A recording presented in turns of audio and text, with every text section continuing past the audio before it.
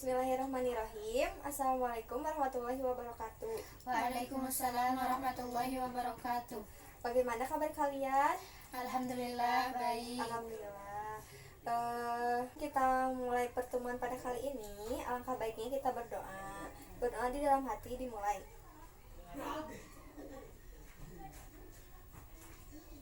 Berdoa selesai. Nah, sebelumnya kalian udah tahu belum sih kita berkumpul di sini tuh untuk apa? Tidak, Bu. Nah, di sini tuh kita berkumpul adalah konseling kelompok. Nah, tahu nggak sih kalian konseling kelompok itu apa? Tidak, Bu. Baik, akan saya jelaskan ya. Konseling kelompok itu merupakan suatu proses hubungan interpersonal antara seorang konselor atau beberapa konselor dengan sekelompok klien atau konseli.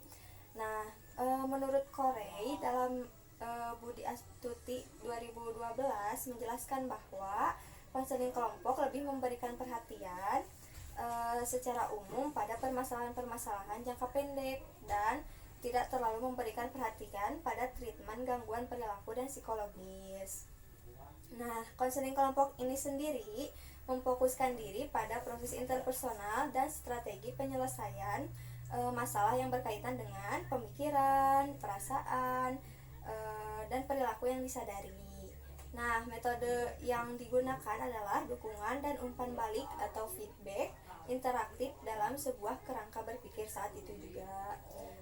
Selain itu, tujuan konseling kelompok di sini juga yaitu untuk agar klien mampu menemukan dan memahami dirinya sendiri dengan lebih baik. Berdasarkan pemahaman tersebut, klien atau konseli rela menerima dirinya sendiri dan lebih terbuka terhadap aspek-aspek positif kepribadiannya. Selain itu, tujuan lainnya yaitu agar konseli dapat mengembangkan kemampuan berkomunikasi antar satu individu dengan individu yang lain, sehingga mereka dapat saling memberikan bantuan dalam menyelesaikan tugas-tugas perkembangan yang khas pada setiap fase-fase perkembangan. Nah, tujuan yang lainnya juga yaitu agar para konseli dapat memperoleh kemampuan mengatur dirinya sendiri, dimulai dari hubungan antar pribadi di dalam kelompok dan dilanjutkan dalam kehidupan sehari-hari di luar lingkungan kelompoknya. Jadi, konseling kelompok ini tuh bertujuan agar kalian bisa lebih terbuka dalam mengungkapkan permasalahan apa sih yang sedang kalian hadapi. Nah, sekarang Ibu ingin tanya kepada kalian, permasalahan-permasalahan apa sih yang sedang kalian hadapi? Mulai dari sini.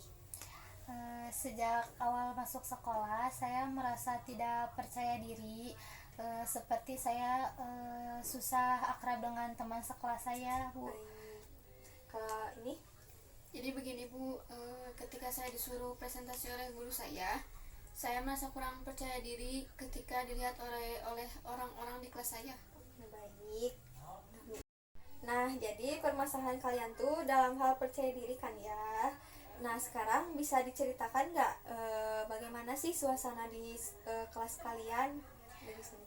Saya merasakan bahwa suasana di kelas saya itu teman-temannya ada yang baik kepada saya dan ada juga yang kurang baik kepada saya, Bu. Baik, kalau ini Kalau saya Bu, saya rasa teman-teman di kelas saya itu baik dan guru-guru yang mengajar pun baik.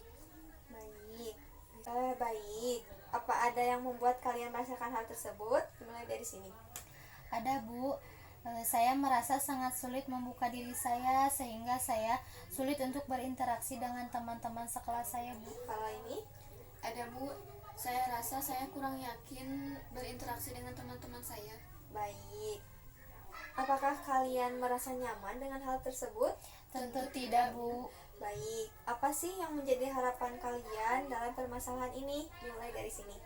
Saya sangat berharap dapat merubah diri saya, Bu, sehingga saya dapat lebih membuka diri dan bisa berinteraksi dengan teman-teman di kelas. Kalau ini Saya sangat berharap dapat merubah diri saya Bu, sehingga saya dapat lebih yakin agar bisa berinteraksi dengan teman-teman di kelas. baik. Nah, Ibu ingin memberi beberapa informasi terkait masalah yang kalian alami. Apakah kalian bersedia mendengarkan dan mengikuti setiap proses yang harus dilalui? Dengan senang hati, Bu, saya bersedia. Baik. Mengenai interaksi sosial itu merupakan hal yang sangat penting. Salah satunya kita dapat memberitahu atau bercerita kepada orang lain atau teman mengenai apa yang sedang kita alami. Apa yang kita harapkan atau inginkan jika kita sulit dalam berinteraksi, maka orang lain tidak akan tahu apa yang sedang kita alami atau hal apa yang menjadi harapan kita dari orang lain. Seperti yang dikatakan bahwa kalian merasa sangat sulit untuk berinteraksi dengan teman-teman di kelas. Nah, apakah ada hal lain yang kalian rasakan?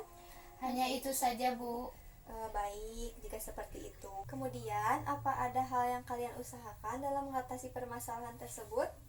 Tidak ada, Bu. Saya belum menemukan cara yang tepat dalam mengatasi permasalahan tersebut.